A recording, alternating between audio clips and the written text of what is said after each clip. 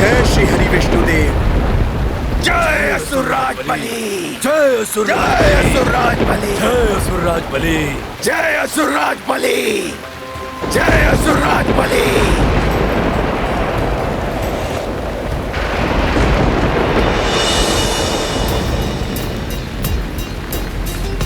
धन्वंतरी देव आयुर्वेद के साथ।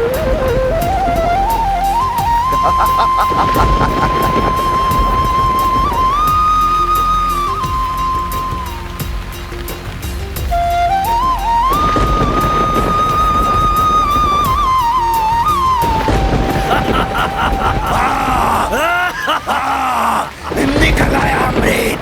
निकल आया अमृत। निकल आया अमृत।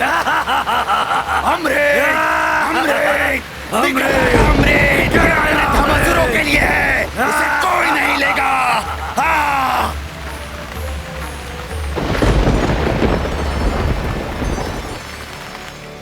अच्छा, तो इसका अर्थ है असुर अमृत को बड़ी ही ललचाई दृष्टि से देख रहे थे। हाँ पुत्र, उन्हें तो मात्र अमृत से भरा हुआ कलश ही दिखाई दे रहा था। उन्हें ना तो धन्वंतरी देव दिखाई दिए और ना ही आयुर्विज्ञान कोश का आयुर्वेद दिखाई दिया, और ना ही औषधि गुणों से भरपूर बूटियां दिखाई दी जो धन्वंतरी देव के हाथों में थी। अमृत को देखकर असुर बड़े ही उतावले हो गए होंगे माता। हाँ अनुमान, उन्होंने अपनी असुरी वृत्ति का प्रमाण दे दिया। जब तक कि कोई कुछ समझ पाता, राहु और अन्य असुर अमृत को धन्वंतरी देव के हाथों से छीनकर पाताल लोक की ओर भाग निकले।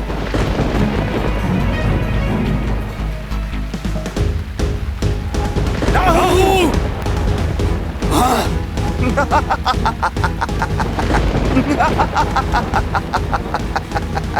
रुक जाओ दुष्ट।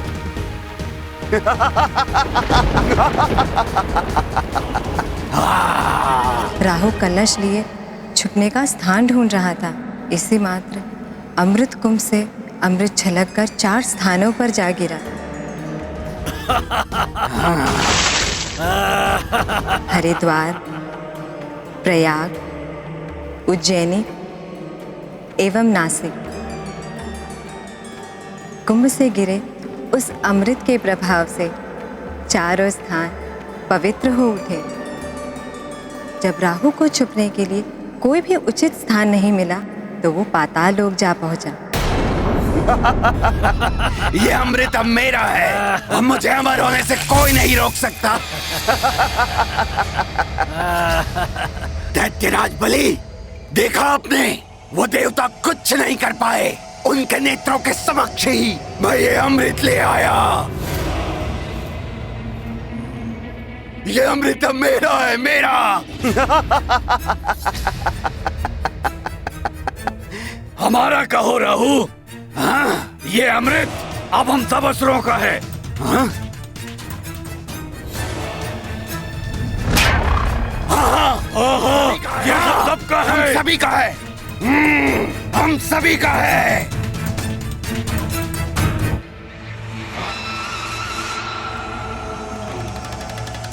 नहीं, ये अमृत मैं लाया हूँ। इसे सर्वप्रथम मैं ग्रहण करूंगा। नहीं, हाँ? इस पर प्रथम अधिकार हमारे दैत्यराज बलि का है। उसके पश्चात उनके विश्वस्त रक्षकों का, और तब किसी और को प्राप्त होगा ये अमृत। नहीं, सर्वप्रथम अधिकार सबसे शक्तिशाली का होता है, इसलिए अमृत का पान सबसे पहले मैं करूंगा। ये मूर्ख आपस में ही लड़ते रहेंगे। उचित होगा कि मैं ये अमृत लेकर निकल ही जाऊं यहाँ से। हमें चाहिए, हमें चाहिए, मुझे चाहिए। राहु! तुम अमृत लेके कहाँ चले राहु? रुको! ये अमृत ले जाने से पहले तुम्हें हमारा सामना करना होगा। राहु! राहु! रुक जाओ राहु! राहु रुक जाओ! मूर्ख! ये मूर्ख असुर आपस में ही लड़ मरेंगे। आपस की लड़ाई का लाभ बाहर वाले उठाते हैं। ये इन मूर्खों को कौन समझाए? माता, ये तो बड़ी विचित्र सी बात है। असुरों को तो परस्पर सहमति से अमृत बांट लेना चाहिए था, परंतु वो तो आपस में ही लड़ाई करने लगे। श्वास प्रवृत्ति है ये, ना स्वयं खाएंगे ना ही किसी और को खाने देंगे। असुरी वृत्ति भी ऐसी ही होती है हनुमान। पहले वो देवताओं के साथ अमृत बांटना नहीं चाहते थे, अब अपने साथी असुरों के साथ भी उन्हें बांटना स्वीकार नहीं था। अधिक लालच जो प्राप्त हो रहा है उससे भी दूर कर देता है। हाँ माता, माँ भी कहती है लालच बहुत ही बुरी बला है। हाँ हनुमान, अब स्थिति ये थी कि देवता बिना अमृत के ही रह गए थे। देवगणों, ये दुष्ट असुर छल करके अमृत छीन ले गए। यदि उन्होंने अमृत ग्रहण कर लिया तो बहुत बड़ा अनर्थ हो जाएगा। हाँ देवराज, यदि असुर अमृत पीकर अमर हो गए तो तीनों लोग उनके अत्याचारों से त्राहिमाम कर उठेंगे। हाँ वायुदेव, ये स्वर्ग पर भी अधिकार कर लेंगे तो फिर हमें न जाने कहां कहां भटकना पड़ेगा। हम ऐसा नहीं होने देंगे वरुण देव। माता लक्ष्मी की कृपा से हमें अपनी शक्तियां पुनः प्राप्त हो गई है। ये दुष्ट असुर अमृत ग्रहण करे उसके पूर्व ही हमें उनसे अमृत छीनकर वापस लाना होगा। हम इन असुरों का अंत कर देंगे। इस दुष्टता का परिणाम उन असुरों को भोगना ही होगा। चलो। किंतु हम उन्हें ढूंढेंगे कहां? पाताल लोक तो बहुत विशाल है और हमारे ढूंढने से पूर्व ही वो अमृत पान कर चुके होंगे। किंतु हम इस प्रकार मूक दर्शक बनकर खड़े भी तो नहीं रह सकते ना।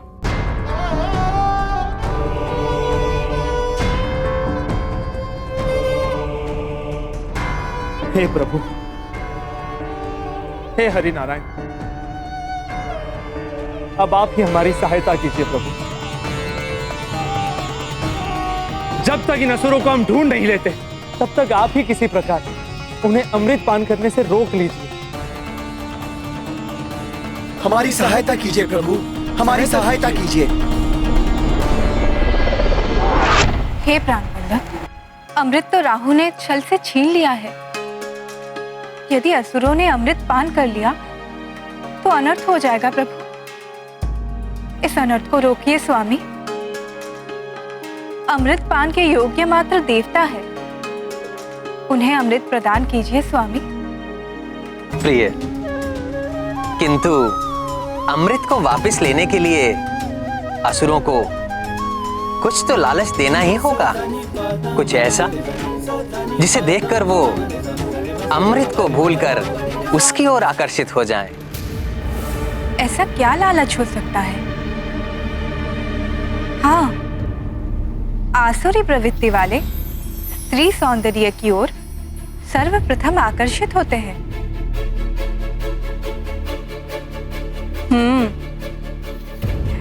आपका मोहिनी रूप धारण करने का समय आ गया है प्रभु। समस्त संसार को मोह में डाल देने वाला आपका मोहिनी रूप। आपकी इच्छा अवश्य पूर्ण होगी प्रिय।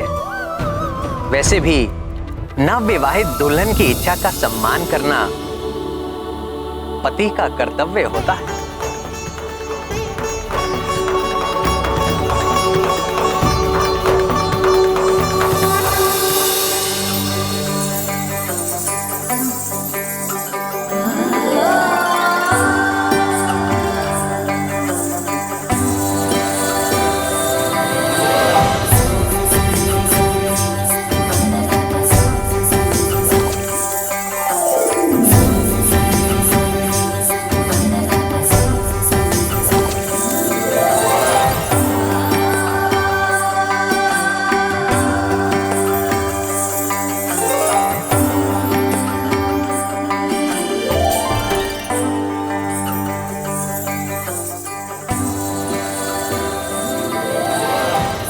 प्रभु,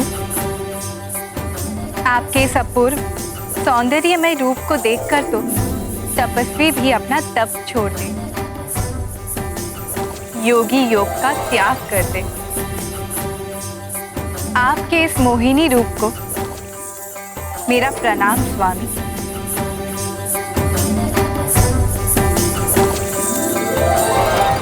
प्रभु श्री हरिनारायण देवी के रूप में। माता, ये तो आपने बड़ी ही आश्चर्यजनक बात बता दी। आश्चर्य कैसा हनुमान? मैंने पहले भी बताया था कि शिव जी की सृजन शक्ति जब नारी रूप में होती है तो देवी आदि शक्ति कहलाती है, जो देवी पार्वती के रूप में उनके साथ रहती है। शिव जी की पालक शक्ति जब पुरुष रूप में होती है तो उन्हें विष्णु देव के रूप में ये संसार जानता है। हाँ माता, हनुमान को स्मरण है। तो हनुमान शिव की शक्ति देवी पार्वती एवं विष्णु जी है। तो उन्हीं की शक्ति ने जब नारी रूप धारण किया तो इसमें आश्चर्य कैसा। उन विलासी असुरों के हाथों से अमृत वापस लेने के लिए ही भगवान विष्णु ने अपने मोह और माया के प्रयोग से मोहिनी रूप धारण किया। रुक जाओ, रुक जाओ, मुझे भी चाहिए अमृत। रुक जाओ, रुक जाओ, रुक जाओ, रुक जाओ, मुझे भी चाहिए अमृत। रुक जाओ, रुक जाओ, रुक जाओ। इन असुरों के हाथ में यह अमृत कुंभ पड़ गया तो सारा अमृत पी जाएंगे ये। इन्हें नहीं लेने दूंगा ये अमृत कुंभ।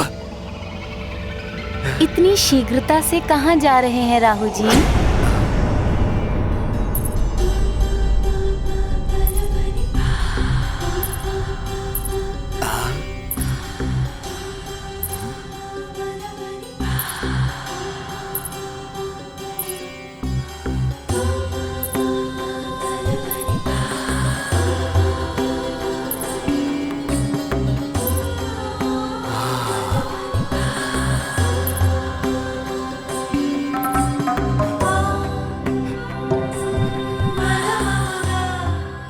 शीघ्रता से कहाँ जा रहे हैं राहु जी?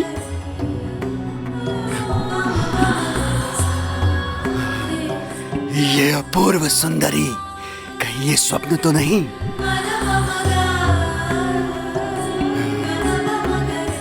आप मुझे ऐसे क्यों देख रहे हैं राहु जी? मैं मोहिनी हूँ।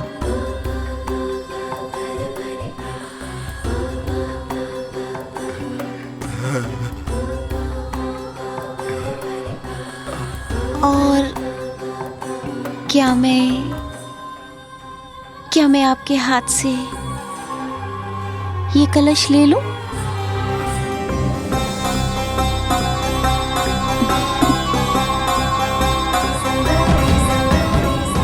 ले लो।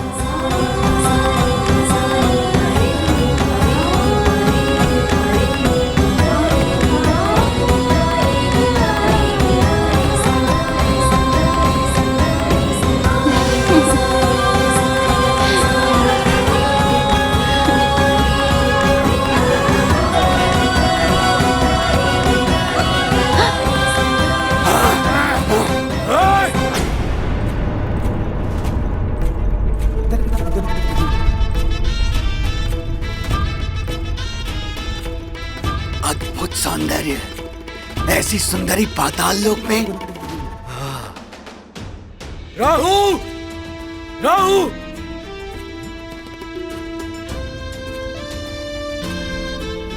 ऐसा अप्रतिम सौंदर्य तो आज तक नहीं देखा। अप्सराएं भी लजा जाए इसके समक्ष। कौन है ये सुंदरी?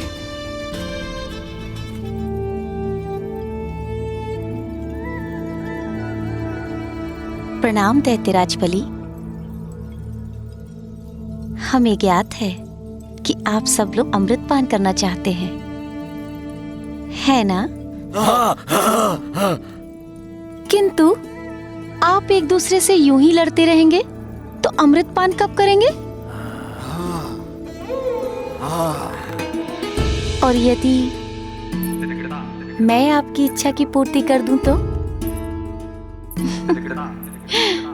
अपने कोमल कोमल हाथों से आप सबको अमृत पान करवा दूं तो?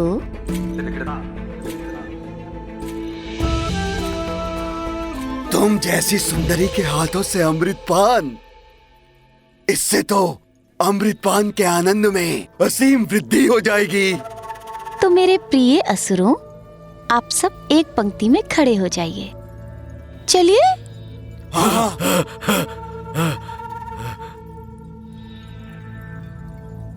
और महाराज बलि, आप राजा हैं, इसलिए आप इसके सर्वप्रथम अधिकारी हैं।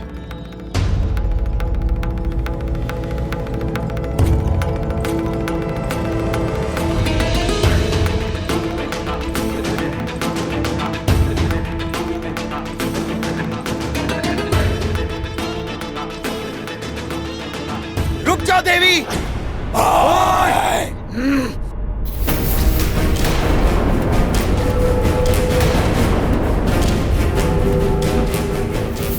इस अमृत पर असुरों का नहीं, हम देवताओं का अधिकार है। असुर अमृत पान नहीं कर सकते।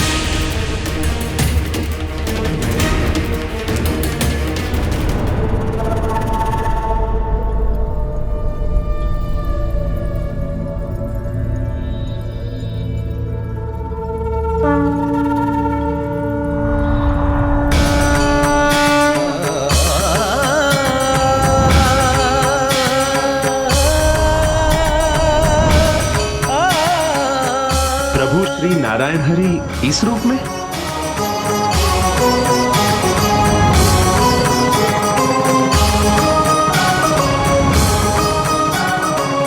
क्या देख रहे हो देवराजेंद्र? ये सुंदरी हमारी है। ये हम असुरों के लिए यहाँ आई है। इसे नेत्र उठाकर देखने की चेष्टा भी मत करना। सत्य कहा आपने दैत्यराज बलि। मैं यहाँ केवल आपके लिए आई हूँ, और मुझ जैसी सुंदरी के योग्य आप जैसा कोई महाबली ही है। ये देवता नहीं। हाँ हाँ ठीक है, किंतु इस अमृत पर हम देवताओं का भी तो अधिकार है।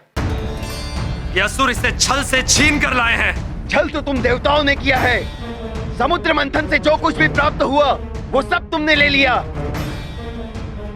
वैसे भी प्रेम और युद्ध में तो सब कुछ वैध होता है ना, छल से लिया हो या बल से।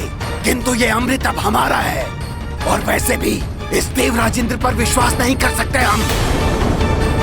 आपने सत्य कहा प्रिय राहु। ये देवता विश्वास के योग्य कदापि नहीं है। हाँ। और इनका वो इष्ट विष्णु नारायण, वो तो सबसे बड़ा छलिया है। हाँ हाँ,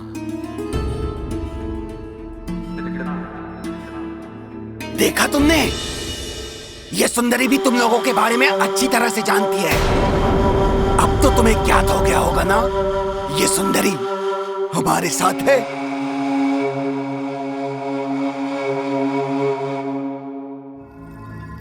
किंतु राहु जी, इन देवताओं ने भी समुद्र मंथन में श्रम करके ही अमृत प्राप्त करने के लिए बहुत योगदान दिया है। मैं तो कहती हूँ इन्हें थोड़ा अमृत दे ही देते हैं।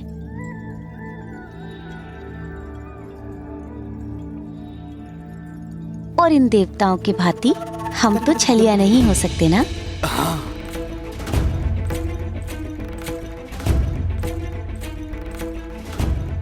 किंतु सुंदरी, इन्हें ये अमृत दे दिया तो? राहु जी, कम नहीं पड़ेगा। अगर आप इन्हें थोड़ा अमृत दे देते हैं तो ये सदैव आपके आभारी रहेंगे।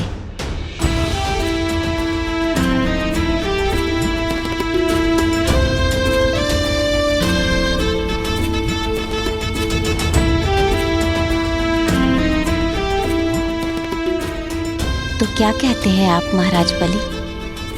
हाँ हाँ, ठीक है, दे देंगे इन्हें।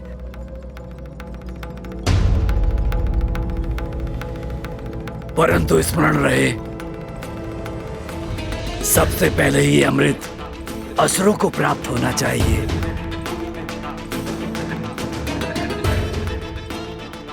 दैत्यराज बलि ने कह दिया है तो मैं भी अपने राजा की बात से सहमत हूँ। किंतु मैं इनकी बात से सहमत नहीं हूं। अमृत पान करने के पश्चात ये लोग हमसे भी तो छल कर सकते हैं। हम इन असुरों पर विश्वास नहीं कर सकते।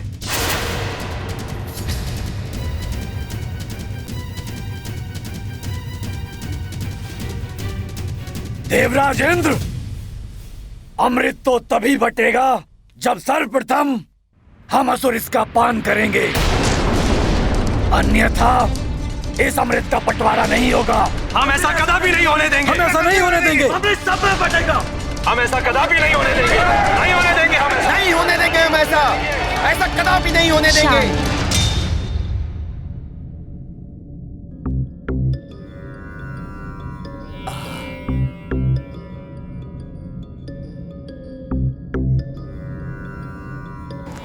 असुरों, क्या आप लोगों में से कभी भी किसी ने अमृत देखा है?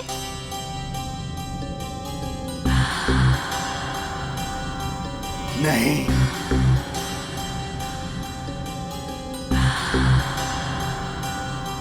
बताइए महाराज, और क्या कभी अमृत ग्रहण किया है?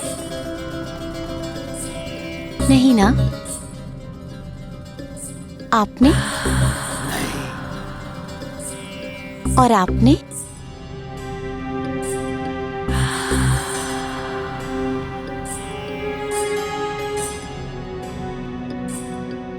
तो महाराज, हम आपसे यही कह रहे हैं कि आप लोगों ने कभी अमृत ग्रहण नहीं किया, इसलिए आप ये मूर्खता कर रहे हैं कि आप अमृत पहले पीना चाहते हैं।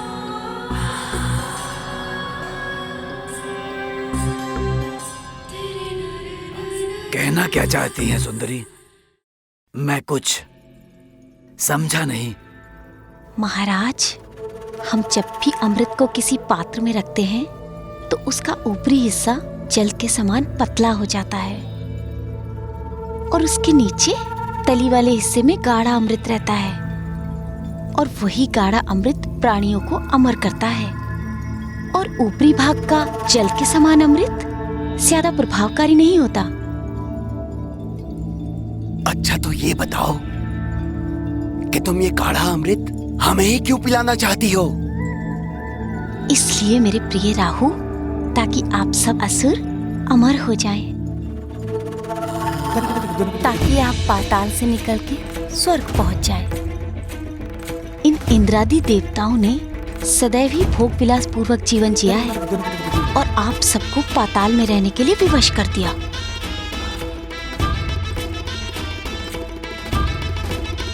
हम आपके लिए न्याय चाहते हैं महाराज, और आपके लिए भी।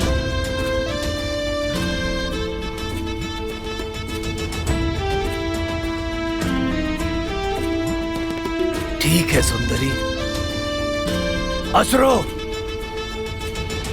मुझे इस सुंदरी मोहिनी की बातों पर पूर्ण विश्वास है। मैं तुम्हारा राजा बलि ये आदेश देता हूं कि अमृत का बंटवारा सुंदरी मोहिनी के कहे अनुसार ही होगा।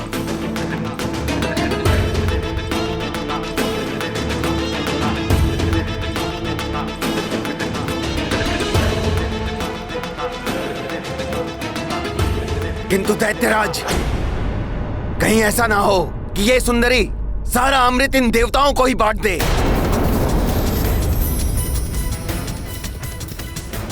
ठीक है, तो मैं नहीं बांटती अमृत।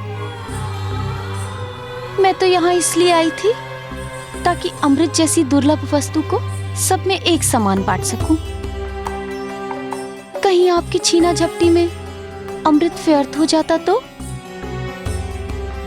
ये लीजिए अपना अमृत कलश, आप ही बांट लीजिए सब में अमृत।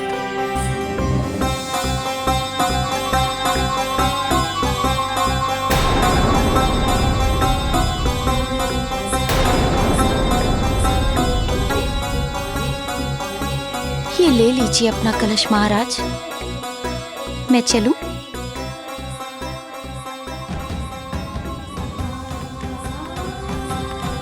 नहीं सुंदरी, इस अमृत को तो अब तुम अपने हाथों से ही पिलाओ।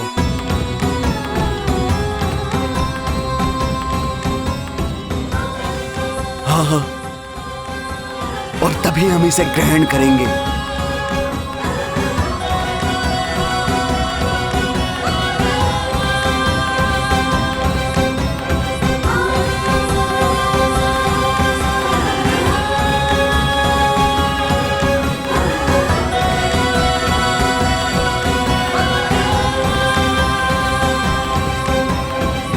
इस प्रकार देवी मोहिनी के रूप और सौंदर्य पर मोहित हुए असुर देवी मोहिनी के बताए अनुसार अमृत पान करने के लिए तैयार हो गए।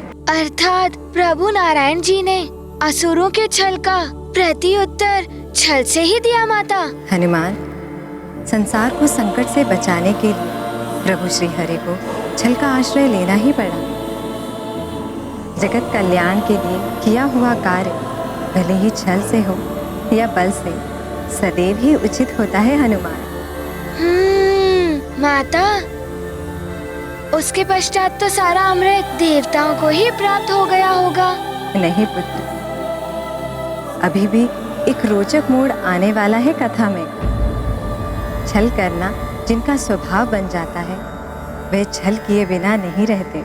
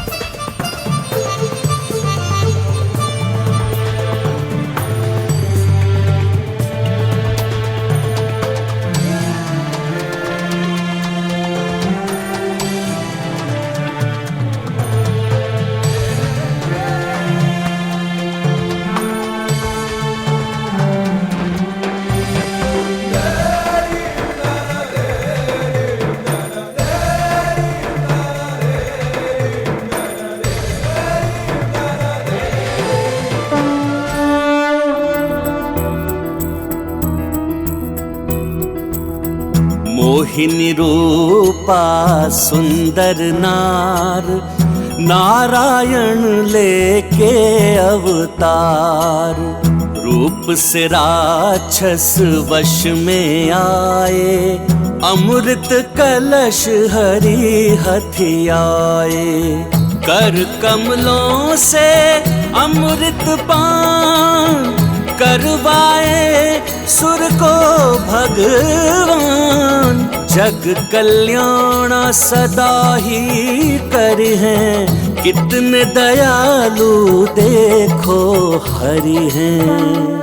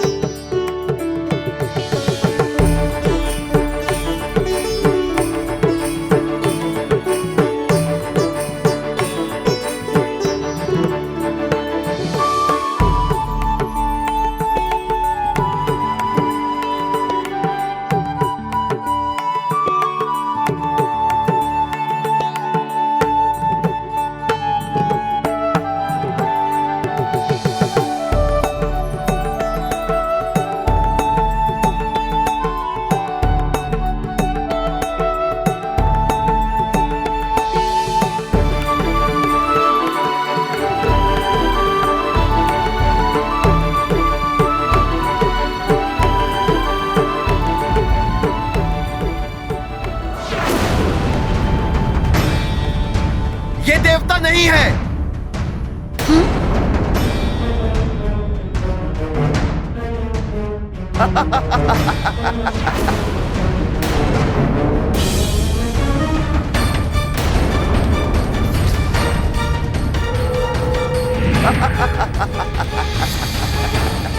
राहु,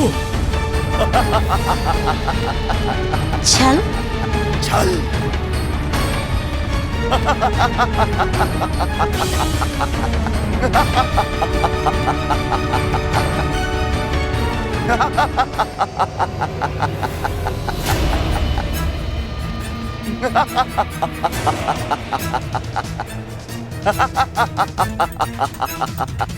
मैं अमर हो गया। अमृत का पान तो मैंने कर लिया। मुझे तो तुम पर पहले ही संदेह हो गया था सुंदरी मोहिनी, इसीलिए मैं देवताओं की पंक्ति के मध्य जाकर खड़ा हो गया था।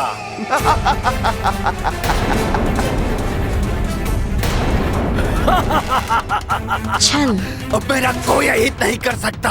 अमृत तो प्राप्त हो गया है मुझे। अमर हो गया हूं मैं, अमर।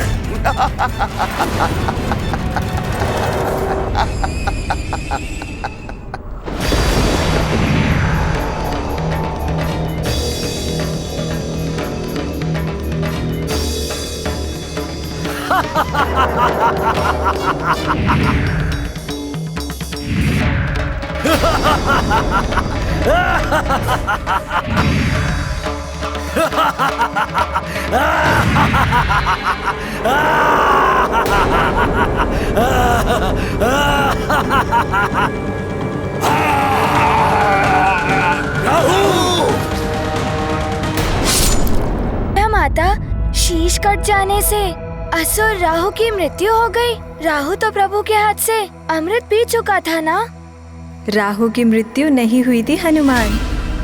अमृत पीने के कारण उसका धड़ एवं शीश दोनों ही जीवित रहे। तब उसके धड़ को केतु और शीश को राहु नाम दिया गया और उस दिन से राहु ने चंद्रदेव एवं सूर्यदेव से वैर ठान लिया एवं अपना प्रतिशोध लेने के लिए वे चंद्रदेव एवं सूर्यदेव को निश्चित समय पर ग्रसते हैं, जिसे संसार सूर्य ग्रहण एवं चंद्र ग्रहण कहता है। अब समझा हनुमान सूर्य ग्रहण एवं चंद्र ग्रहण का रहस्य। माता, फिर क्या हुआ? फिर तो असुरों को ज्ञात हो ही गया होगा इस छल के बारे में। वो बिना अमृत लिए कैसे माने माता? वो अमृत लिए बिना कैसे मानते? परिणाम ये हुआ कि देवताओं और असुरों में युद्ध प्रारंभ हो गया, क्योंकि देवता अमृत पान करके पुष्ट एवं अमर हो चुके थे। देवी लक्ष्मी और प्रभु श्री नारायण के आशीर्वाद की शक्ति भी उनके साथ थी। देवताओं ने सहज ही असुरों को परास्त कर दिया। तो ये कथा थी प्रभु श्री नारायण के कूर्म अवतार की। एवं इसी कथा में प्रभु नारायण जी ने देवी मोहिनी का रूप धारण करके असुरों से अमृत की रक्षा की। तो हनुमान, अब ये बताओ कि इस कथा से हनुमान को क्या सीख प्राप्त हुई? मैंने इससे ये सीखा कि यदि दृढ़ इच्छा शक्ति हो तो प्रभु नारायण के कूर्म अवतार की ही भांति अपने पृष्ठ पर मंदराचल पर्वत को रखकर उसे मतवाकर हम समुद्र से अमृत निकलवा सकते हैं। छल से किए गए कार्य का दुष्परिणाम उसे भोगना ही पड़ता है माता, जैसे उस राहु ने भोगा था। सत्य कथन है हनुमान। किंतु माता, प्रभु श्री हरि के देवी मोहिनी के अवतार के बारे में सोचकर हनुमान अत्यंत उतावला हो रहा है। ये बाल सुलभ उतावलापन है हनुमान। आओ मेरे साथ प्रभु मोहिनी के अवतार की स्तुति गाओ, तुम्हारा मन शांत हो जाएगा। अवश्य माता। ये गाथा महाबली हनुमत की, रुचिकर लीला राम भगत की। जय जय जय रघुनंदन राम, जय जय जय महाबली हनुमान। मोहिनी रूपा ले अवतार, जग पे किए विष्णु उपकार। अमृत राक्षस से ले लीन हो, और देवगण को दे दीन हो। संकट बेला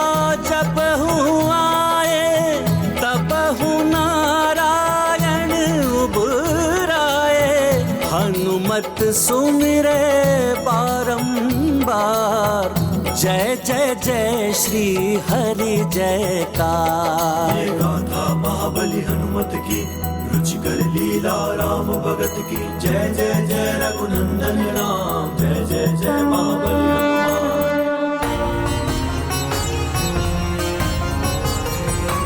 हनुमान, अब तुम्हारा मन शांत हो गया ना हनुमान? हाँ माता। तो तुम अब प्रभु श्री नारायण के अगले अवतार के बारे में जानने के लिए प्रस्तुत हो? हाँ माता, शीघ्र बताइए ना, प्रभु श्री नारायण ने तृतीय अवतार कौन सा धारण किया और उनके तृतीय अवतार की कथा क्या थी? प्रभु श्री नारायण का तृतीय अवतार था वराह अवतार, जो उन्हें सतयुग में ही धारण करना पड़ा। वराह अवतार, ये प्रभु नारायण का बड़ा ही भयानक अवतार हुआ होगा ना माता? हाँ हनुमान, भयानक हिंसक शुकर, जिसकी दाढ़ से निकले हुए दंत शत्रु के लिए काल के समान होते हैं। शीघ्र बताइए ना माता, फिर क्या हुआ था? प्रभु को ऐसा अवतार क्यों लेना पड़ा? इस कथा का सूत्रपात तब हुआ जब 4 बाल ऋषि भगवान विष्णु से मिलने वैकुंठ के द्वार पहुँचे। 4 बाल ऋषि अर्थात वो बालक थे माता? हनुमान, ये 4 बाल ऋषि ब्रह्मा जी के 4 मानस पुत्र हैं, जिनका नाम है सनक, सनंदन, सतातन एवं सनत कुमार। इनकी आयु तो अधिक है, किंतु ये सनकादिक ऋषि अपने तपोबल से बाल रूप में ही रहते हैं। ये चारों ऋषि वैकुंठ के द्वार पर पहुँचे। वैकुंठ में 7 द्वारों को पार करने के पश्चात ही प्रभु नारायण से भेंट होती है। वे चारों ऋषि वैकुंठ के 6 द्वार पार करके जब 7वें द्वार पर पहुँचे,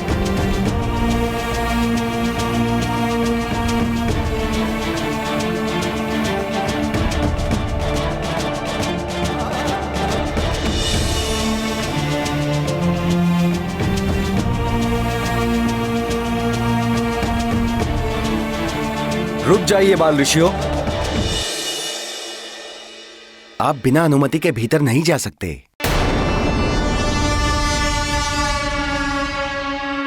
देखिए, हम चारों संकादिक ऋषि हैं। मैं सनक, ये सनातन, ये सनंदन और यह सनत कुमार। हम प्रभु हरि से मिलने आए हैं। कृपया हमें भीतर जाने दें। प्रतीत होता है कि आप चारों बालक भूल से इस ओर चले आए हैं। ये कोई क्रीड़ा स्थल नहीं, वैकुंठ है। हमें ज्ञात है कि ये वैकुंठ है और आप दोनों वैकुंठ के द्वारपाल जय और विजय हैं।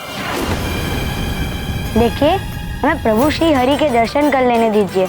ये समय प्रभु के विश्राम का है। हम उनके विश्राम के समय में कोई विपदा नहीं डाल सकते। यदि आपको प्रभु से भेंट करनी है तो आपको प्रतीक्षा करनी होगी। उचित है, तो हम यही उनकी प्रतीक्षा कर लेते हैं। प्रभु के विश्राम करने की बात सुनकर चारों बाल ऋषि वैकुंठ के द्वार पर ही बैठकर ध्यान लीन हो गए। दिन व्यतीत हो रहे थे, किंतु वे उसी प्रकार प्रतीक्षा में बैठे रहे। ओम नमो भगवते वासुदेवाय, ओम नमो भगवते ये तो बाल हट पर अड़ गए हैं। ओम नमो भगवते वासुदेवाय, ओम नमो भगवते वासुदेवाय, ओम नमो भगवते वासुदेवाय। ये चारों तो जाने का नाम ही नहीं ले रहे हैं। देखिए, आप बहुत दिनों से यहीं बैठे हुए हैं। ये कोई विश्राम स्थल या तप स्थल नहीं है। अतः आप चारों ये बालहट छोड़कर जहाँ से आए थे वहीं लौट जाइए। और ईश्वर की इच्छा हुई तो आपकी भेंट उनसे हो ही जाएगी, किंतु इस तरह आप यहाँ बैठकर अपना समय नष्ट न करें। और वैसे भी आपकी आयु अभी तप या प्रभु दर्शन की नहीं, क्रीड़ा करने की है।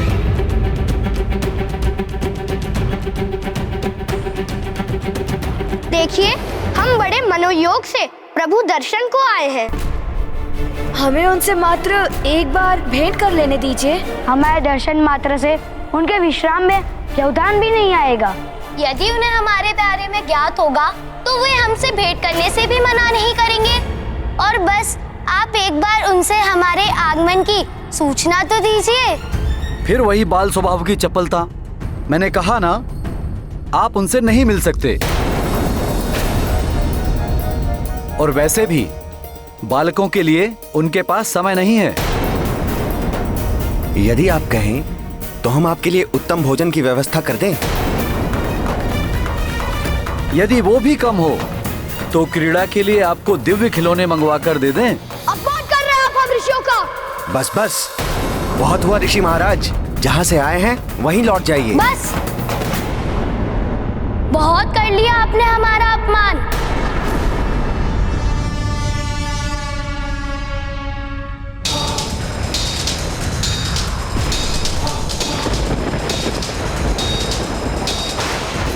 जय विजय, प्रभु के द्वारपाल तो बन गए हैं आप, किंतु प्रतीत होता है कि आपने अपने ज्ञान के द्वार बंद कर रखे हैं। अन्यथा वैकुंठ के वासी होकर हम ऋषि का इस प्रकार अपमान नहीं करते। आप दोनों भगवान के निकट रहने के योग्य कदापि नहीं हैं। हम ऋषियों का परिहास करके आप दोनों ने अपनी आसुरी वृत्ति का परिचय दिया है। हम तुम्हें शाप देते हैं, अपनी इसी आसुरी वृत्ति के साथ तुम दोनों पृथ्वी पर जन्म लोगे और जन्म मृत्यु के बंधन में बंधे रहोगे।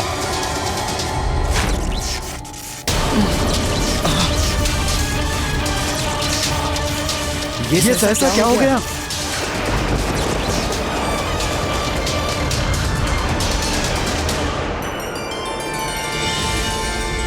प्रभु। प्रणाम प्रभु। सनकादिक ऋषि, मेरे लोक में आप ऋषियों का स्वागत है। प्रणाम सनकादिक ऋषि, आपका यहाँ आना सुखद है। मेरे द्वारपालों के अभद्र व्यवहार के लिए मैं आप सबसे क्षमा का प्रार्थी हूँ ऋषि। प्रभु, क्षमा मांगकर हमें लज्जित ना करें। इन द्वारपालों ने जो किया अज्ञानता वश किया। प्रभु, हमसे बहुत बड़ी भूल हो गई। हम ऋषिवरों की तेजस्विता को नहीं पहचान पाए प्रभु। हमने बालक समझकर इनसे अभद्रता की, जिसके फलस्वरूप हम इनके श्राप के भागी हो गए हैं। इनके श्राप के फलस्वरूप हमें पृथ्वी लोक पर जन्म लेना पड़ेगा प्रभु। हम आपसे दूर नहीं जाना चाहते प्रभु। हे बाल ऋषियों, हम हमारी भूल के लिए आपसे क्षमा मांगते हैं। कृपया अपना श्राप वापस ले लीजिए। जय विजय, ये विधि का विधान है। श्राप हो या वरदान, हम उसे वापस नहीं ले सकते। अतः हम ऐसा करने में असमर्थ हैं। ये सत्य है जय विजय कि सनत कुमारों के द्वारा दिया गया श्राप वापस नहीं हो सकता। तुम दोनों को पृथ्वी पर जन्म लेना ही होगा, किंतु हम तुम्हें इसके लिए विकल्प अवश्य दे सकते हैं।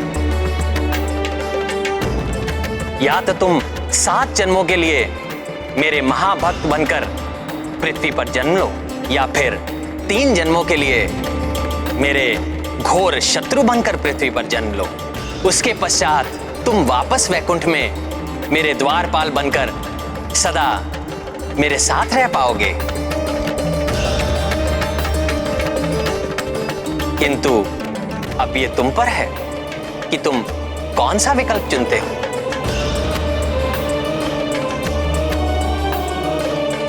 प्रभु, हम 7 जन्मों की लंबी अवधि के लिए आपसे दूर रहने का सोच भी नहीं सकते। अतः 3 जन्मों की सीमित अवधि तक भले ही हमें आपका घोर शत्रु बनकर रहना पड़े, हमें यही विकल्प स्वीकार है प्रभु। हाँ प्रभु, 3 जन्मों के पश्चात तो हमें आपके पवित्र चरणों की सेवा करने का अवसर प्राप्त होगा। तथास्तु। माता, वैकुंठ के द्वारपाल जय विजय किस प्रकार उन 3 जन्मों में श्री हरि नारायण प्रभु विष्णु जी के शत्रु बने?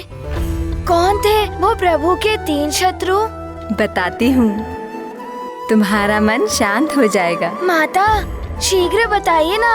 हनुमान जाने के लिए बहुत अधीर हो रहा है कि श्रापित होने के उपरांत उन 3 जन्मों में जय विजय ने कौन से रूप लिए। हनुमान जाने के लिए बहुत अधीर हो रहा है कि श्रापित होने के उपरांत उन 3 जन्मों में जय विजय ने कौन से रूप लिए? पुत्र, उनके तो 2 जन्म हो भी चुके हैं। उनका तृतीय जन्म आगामी युग अर्थात द्वापर युग में शिशुपाल और दंतवक्र के रूप में होना निश्चित है, और इस त्रेता युग में असुर सम्राट रावण और उनके भाई कुंभकर्ण के रूप में उन्होंने जन्म ले लिया है। अच्छा माता, तो अपने प्रथम जन्म में वो कौन थे? श्रापित होने के पश्चात सतयुग के मध्य में ही उनको गर्भ में धारण कर उनको जन्म देने वाली माता थी ऋषि कश्यप की पत्नी दिति ने जय विजय के रूप में श्री नारायण के शत्रु हिरण्यकश्यपु और हिरण्याक्ष को जन्म दिया। धैर्य रखो प्रिय, धैर्य रखो। आयु के साथ साथ उनकी आसुरी वृत्तियों में भी वृद्धि होने लगी। हिरण्यकश्यपु और हिरण्याक्ष ने अत्यंत क्रूर असुरों का रूप ले लिया, अर्थात वो निर्दोष जीवों को कष्ट देने लगे माता। हाँ पुत्र, अपने इसी स्वभाव के कारण उनका व्यवहार जगत पालक प्रभु विष्णु जी के प्रति शत्रुतापूर्ण था। छोटा भाई हिरण्याक्ष तो सदैव उपद्रव करने के लिए आतुर रहता था। धर्मपरायण और सत्यनिष्ठ व्यक्तियों को सताना, किसी का भी वध कर देना जैसे क्रीड़ा कर रहा हो। अकारण युद्ध के लिए सदैव तत्पर रहना, ऐसे दुष्कर्म थे उसके।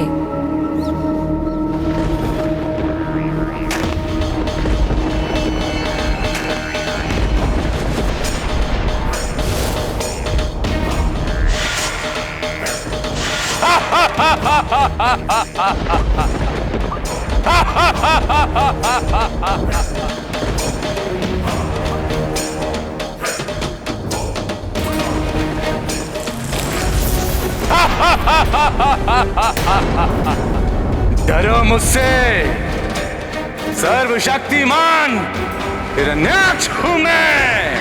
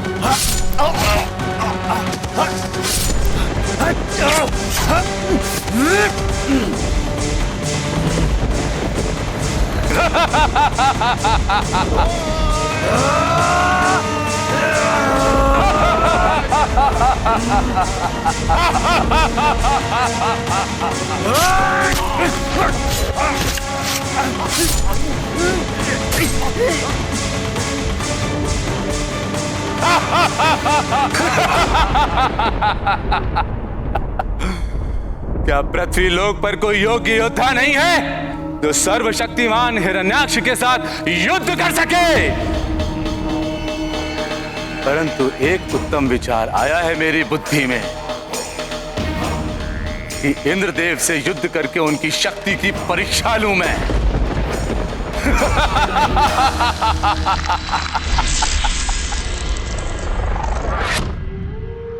इंद्रदेव, बाहर निकलिए। मैं सर्वशक्तिमान हिरण्याक्ष आपको युद्ध की चुनौती देता हूं। देखते हैं मेरे समक्ष आप कितने अधिक समय तक सुरक्षित रह पाते हैं।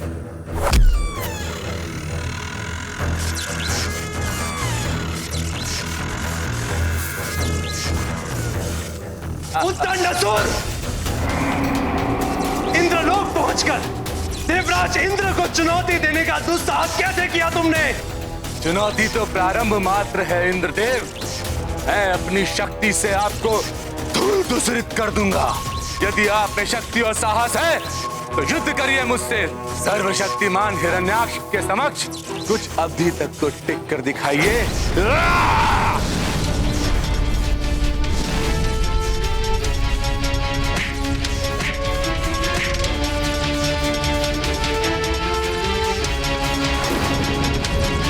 स्वयं को संभालिए देवराज इंद्र।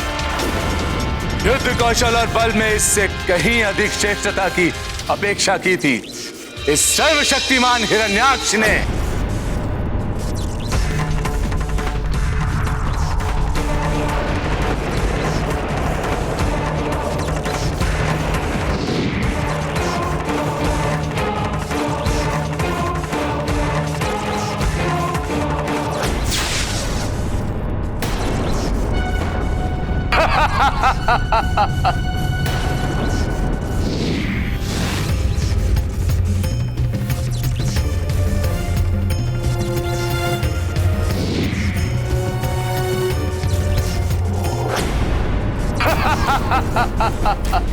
डरो मुझसे, मैं सर्वशक्तिमान हिरण्याक्ष हूं।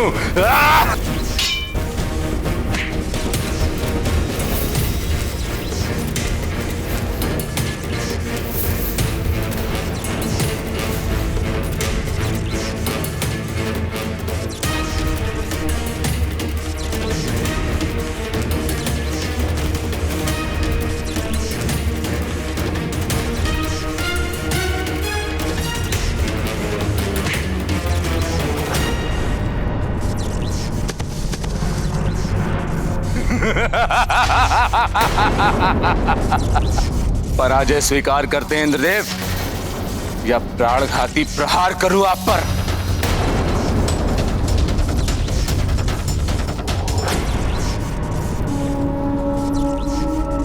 डरो मुझसे, डरो मुझसे, डरो मुझसे, डरो मुझसे।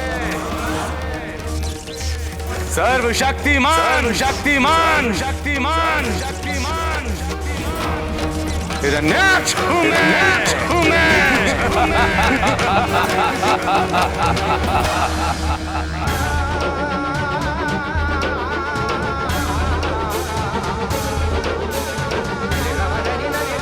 माता, इंद्रदेव के पराजय स्वीकार करने के पश्चात उस दुष्ट असुर हिरण्याक्ष ने उनके प्राण छोड़ दिए।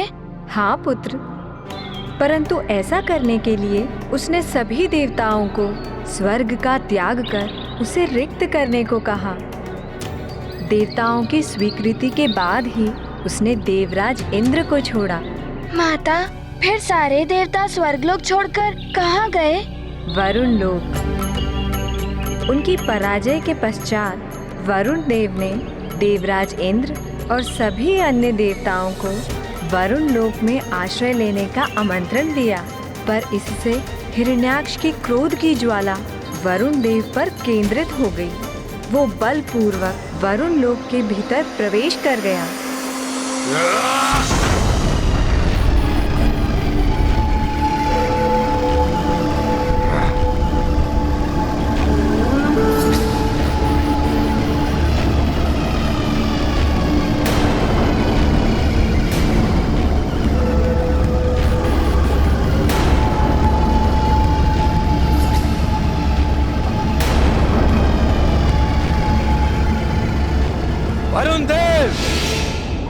मुझसे पराजित इंद्रदेव को आपने शरण देकर सर्वशक्तिमान हिरण्याक्ष को ललकारा है, और अब आपको अपने पौरुष का परिचय देने का समय आ गया है। समस्त सागरों के तथाकथित देवता, आइए और मेरे सम्मुख आकर अपने इस कृत्य के परिणाम को भुगतिए, अन्यथा आपके इस हिमित वरुण लोक को अपनी क्रोधाग्नि से पिघलाकर ध्वस्त कर देगा ये सर्वशक्तिमान हिरण्याक्ष।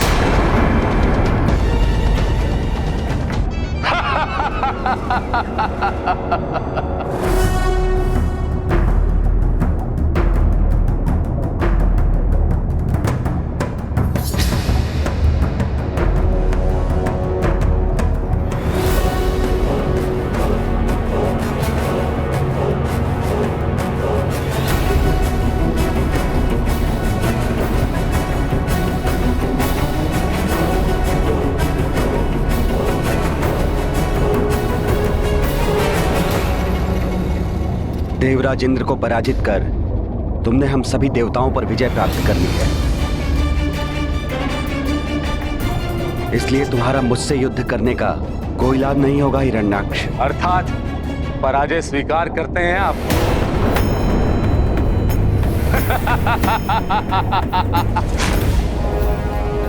सर्वशक्तिमान हिरण्याक्ष से युद्ध किए बिना ही समर्पण कर रहे हैं? तुमसे युद्ध करने की क्षमता मुझ में नहीं है, परंतु अपनी शक्ति पर इतना दंभ तुम्हारे लिए उचित नहीं है। शक्ति के अखंड रूप से अभी तुम्हारा परिचय नहीं हुआ। अच्छा, अभी तक तो इन तीनों लोकों में ऐसा कोई भी योद्धा नहीं मिला है जो सर्वशक्तिमान हिरण्याक्ष की शक्ति का सामना कर सके। क्योंकि अभी तक तुम्हें अनंत शक्ति स्वरूप श्री हरि के दर्शन प्राप्त नहीं हुए।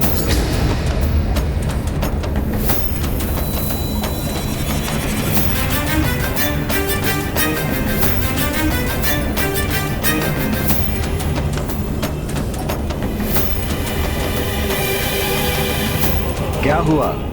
श्री हरि का नाम सुनकर तुम्हारे मस्तक पर चिंता की रेखाएं छा गई? सबको भयभीत करने वाले हिरण्याक्ष, तुम स्वयं भयभीत हो गए। सर्वशक्तिमान हिरण्याक्ष को कोई भी भयभीत और चिंतित नहीं कर सकता।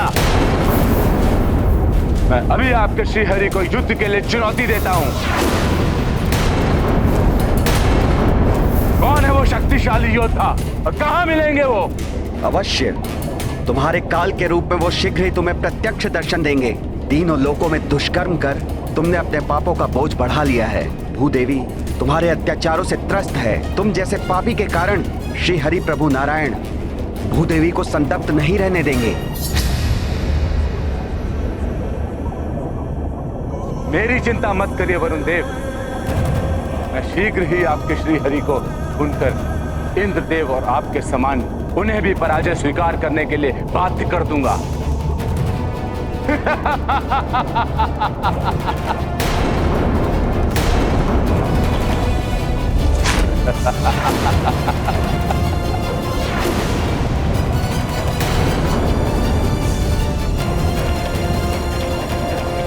डरो मुझसे, सर्वशक्तिमान हिरण्याक्ष हूं मैं।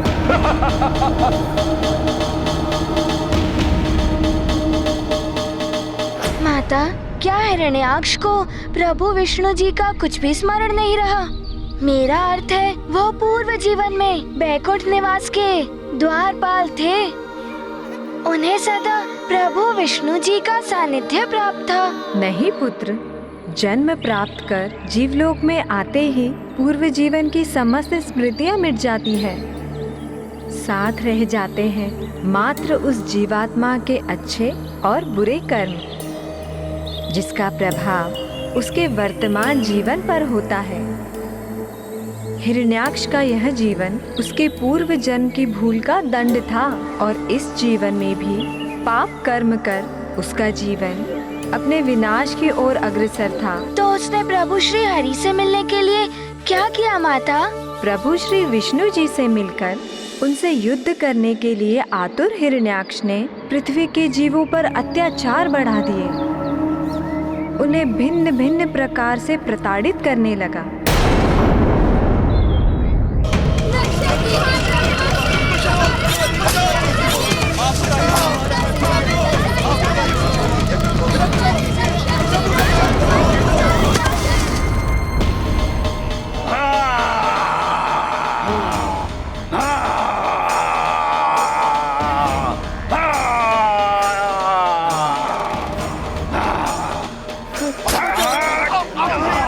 डरो मुझसे, सर्वशक्तिमान हिरण्याक्ष हूं मैं।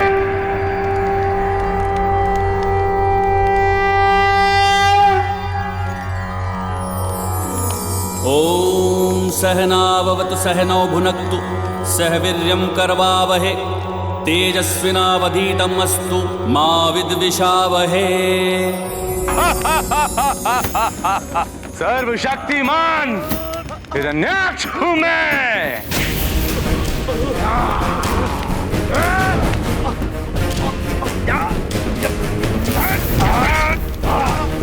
किसी को मत छोड़ना।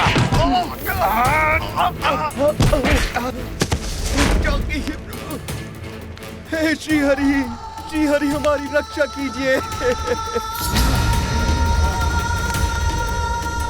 इन राक्षसों ने हमारा यज्ञ खंडित कर दिया। तीनों लोकों में दुष्कर्म कर तुमने अपने पापों का बोझ बढ़ा लिया है। भूदेवी तुम्हारे अत्याचारों से त्रस्त हैं। तुम जैसे पापी के कारण श्री हरि प्रभु नारायण भूदेवी को संतप्त नहीं रहने देंगे। मुझे ज्ञात हो गया है कि भूदेवी ही श्रीहरि और देवताओं की दुर्बलता है। उन पर होने वाले यज्ञ आदि से ही श्रीहरि और देवताओं को पुष्टि मिलती है। यदि भूदेवी को मैं देवताओं की पहुंच से दूर कर दूं, तो विवश होकर श्रीहरि को मुझसे युद्ध करने आना ही होगा।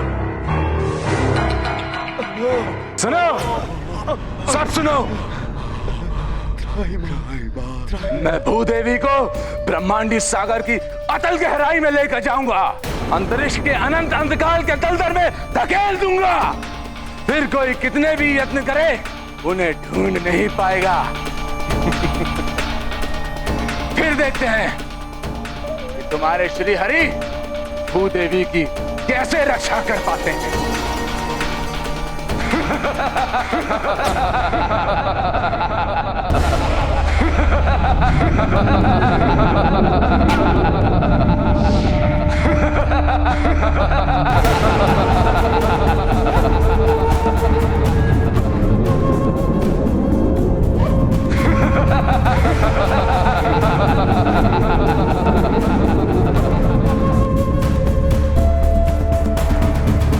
श्री विष्णुवे नमः। श्री विष्णुवे नमः। ओम श्री विष्णुवे नमः। ओम श्री विष्णुवे नमः। ओम श्री विष्णुवे नमः। ओम श्री विष्णुवे नमः।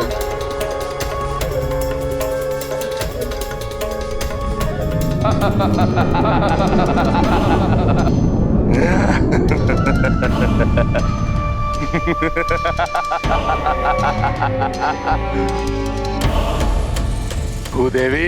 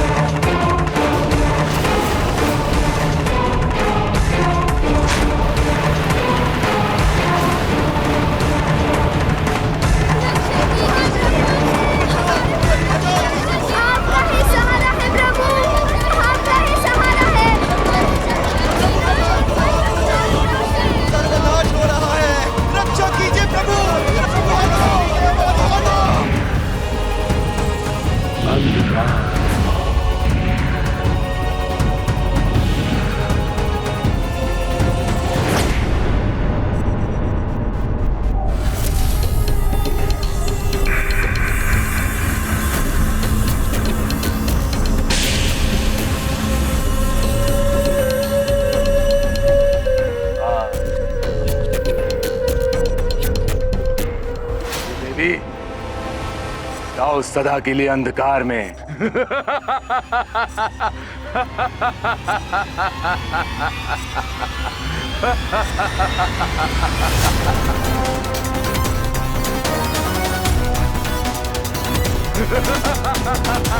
हे श्री हरि, हे प्रभु नारायण रक्षा कीजिए। हे प्रभु रक्षा कीजिए, रक्षा कीजिए, रक्षा कीजिए। हे प्रभु रक्षा कीजिए, रक्षा कीजिए। सर्वशक्तिमान हिरण्याक्ष हूं मैं। और कोई है सृष्टि में जो मुझसे युद्ध करे? हाँ। जो मेरा सामना कर सके? आओ श्री हरि, आओ युद्ध करो मुझसे, मैं तुम्हें चुनौती देता हूं।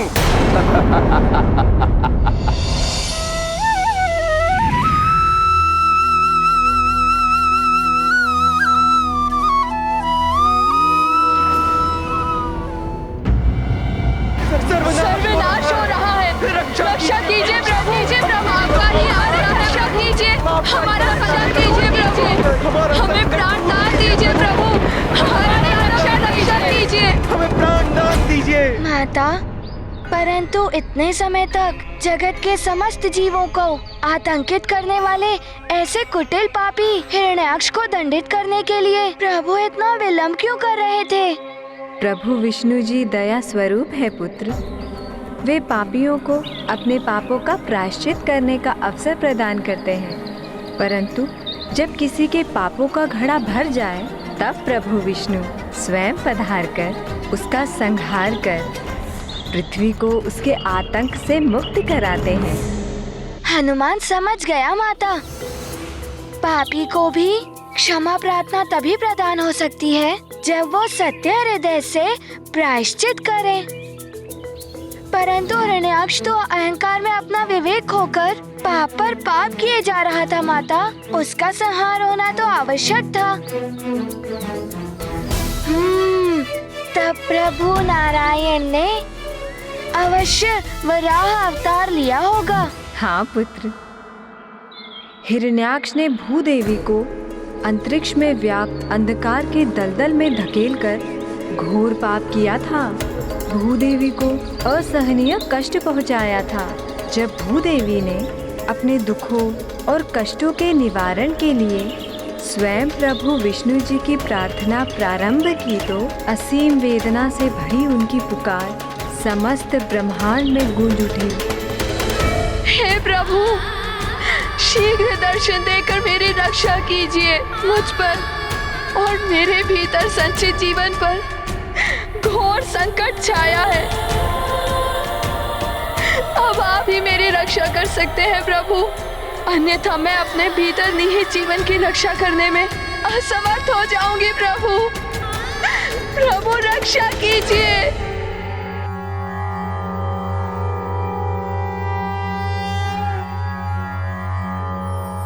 हे प्रभु रक्षा कीजिए। नमः क्षीराभिलाषाय नागपर्यङ्कशायने, नमः श्रीकर संस्पृष्ट दिव्यपादाय विष्णवे, नमस्ते योगनिद्राय योगान्तर्भाविताय च तार्क्षासनाय देवाय गोविन्दाय नमो नमः। नमः क्षीराब्धिकल्लोल स्पृष्टमात्राय शार्ङ्गिणे, नमो रविन्द्रपादाय पद्मनाभाय विष्णवे, भक्तार्चित सुपादाय नमो योग प्रियाय वै, शुभांगाय सुनेत्राय माधवाय नमो नमः।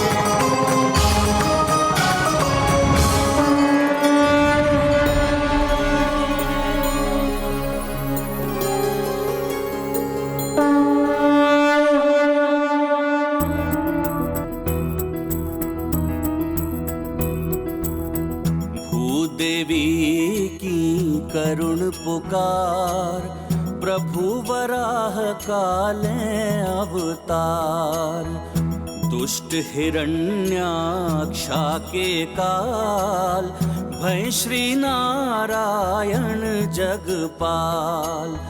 पापी का जब हो संहार, जीवन का हो तब उद्धार, अद्भुत लीला तुम्हारी प्रभु, जय जय जय श्री वराह विष्णु।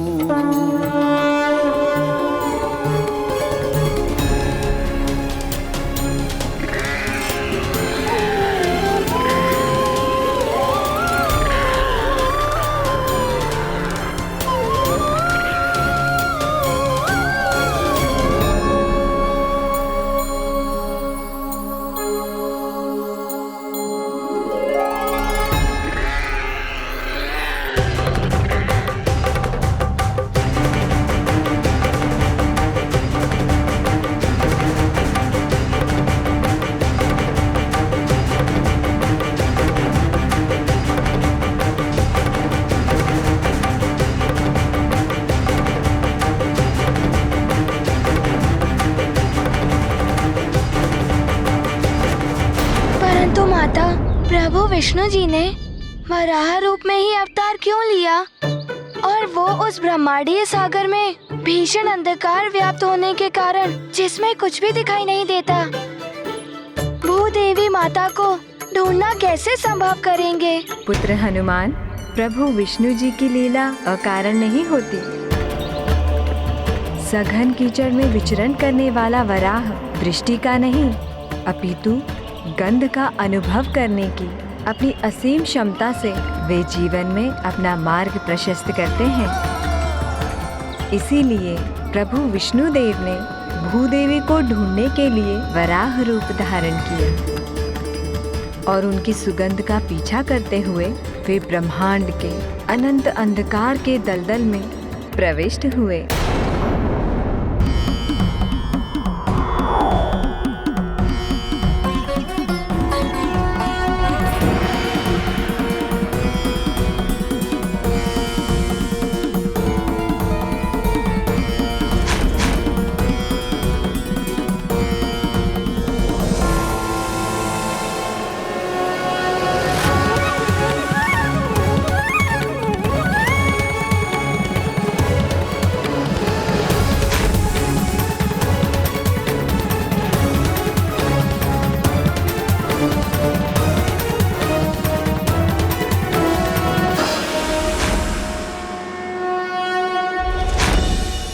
गुरु पशु स्वयं हरि नहीं तो जो भी हो तुम, भूदेवी को ढूंढकर उसकी रक्षा करने के उद्देश्य से अंधकार के अनंत दलदल में प्रवेश करोगे तो सुनो, ये कदापि सफल नहीं होगा।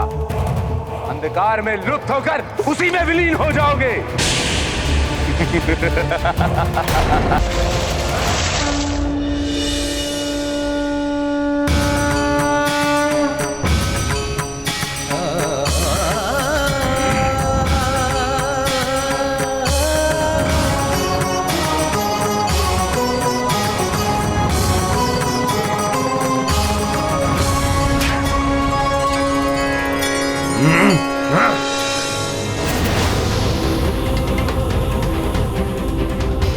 मुझसे मेरी इच्छा के विरुद्ध चुनौती देने का दुस्साहस किया, दंड दूंगा तुझे, संहार करूंगा तेरे शरीर का गुरु पशु।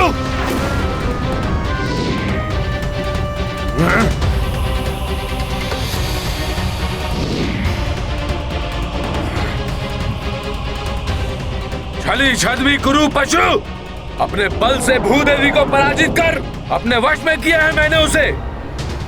रुक जा, उन्हें कहां ले जा रहा है?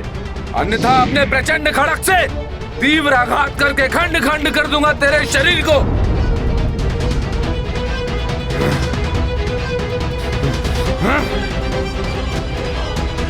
तुम्हारा मुझसे बचकर निकल जाना असंभव है, तुझे छोड़ूंगा नहीं। सामना करो मेरा, युद्ध करो सर्वशक्तिमान योद्धा हिरण्याक्ष से। भूदेवी पर सिर्फ मेरा अधिकार है, यदि साहस है तो पराजित करो मुझे और ले जाओ उसे अपने साथ।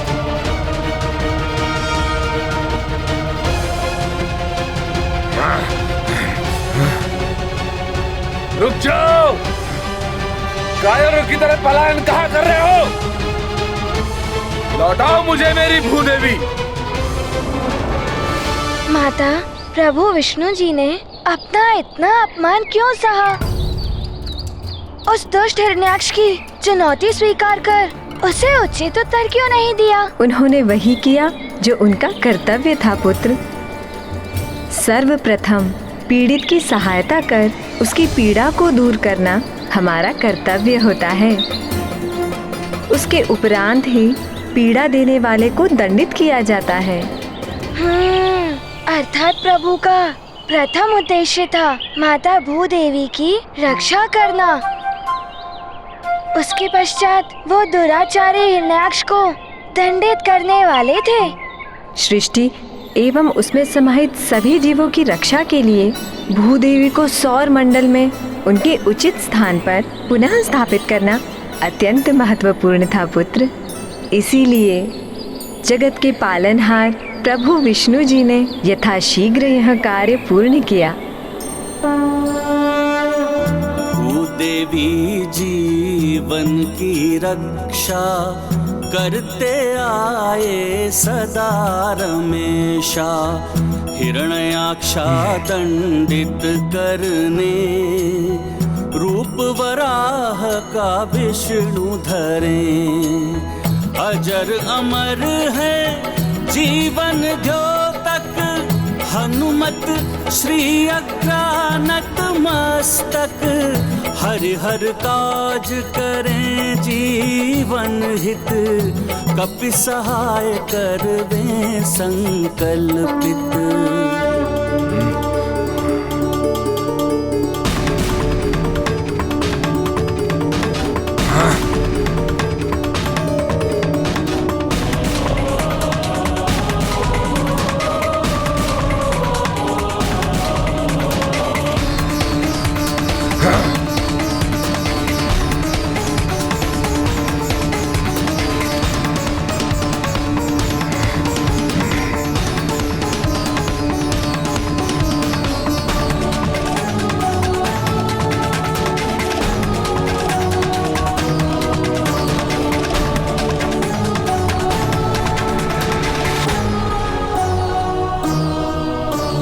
अब मुझसे बचकर कहां जाओगे कायर पशु?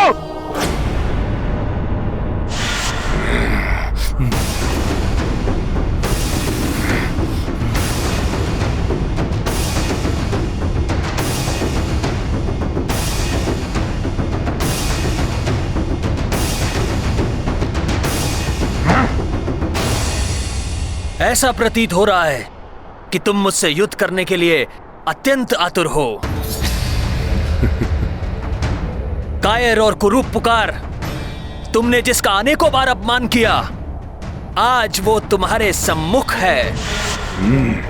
इच्छा पूर्ण करो अपनी, आओ युद्ध करो मुझसे।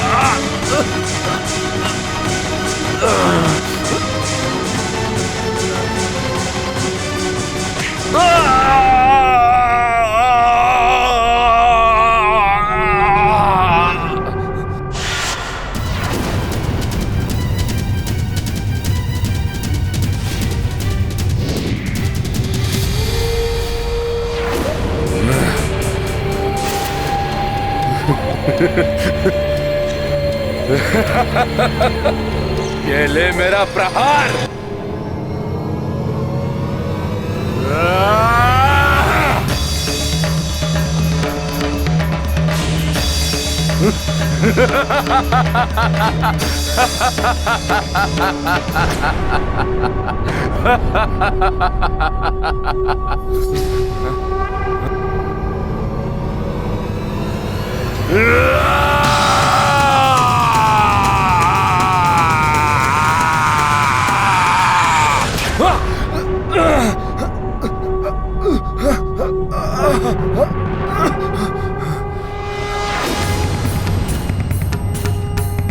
बस इतनी ही शक्ति है तुम में हिरण्याक्ष।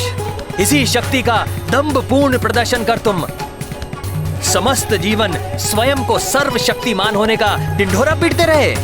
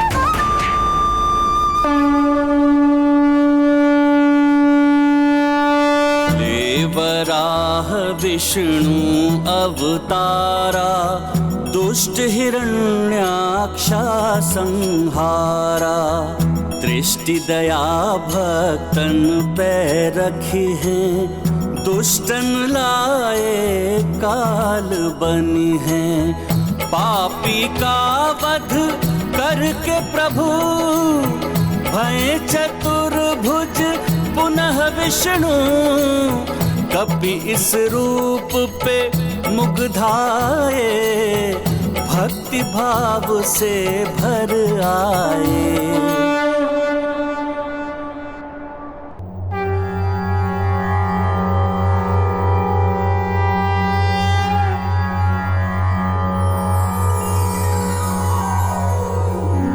नमः शंभुवे तुभ्यं सृष्टे सर्वार्थ वेदिने नमो हिरण्यगर्भाय वेधसे परमात्मने नमस्ते वासुदेवाय विष्णवे विश्वयोनये नारायणाय देवाय देवानां हितकारिणे नमोस्तुते चतुर्वक्र शारंग चक्रासिधारिणे सर्वभूतात्मभूताय कूटस्थाय नमो नमः नमोस्तुते वराहाय नमस्ते मत्स्यरूपिणे नमो योगाधिगम्याय नमः संकर्षणाय ते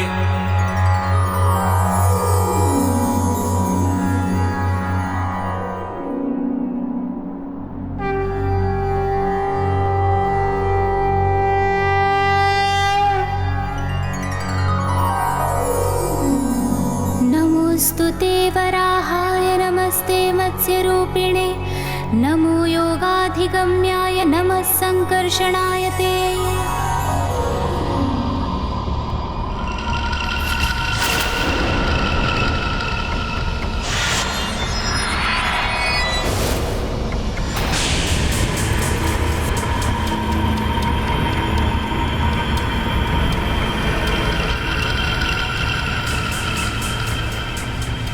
हिरण्याक्ष का शीश अनर्थ है ये, अनर्थ है ये। किसने किया मेरे रुद्र का वध करने का भयंकर अपराध? किसने किया? कहता वो चाहे जो भी हो मैं उसे नष्ट कर दूंगा, अस्तित्व मिटा दूंगा, मैं उसका अस्तित्व मिटा दूंगा।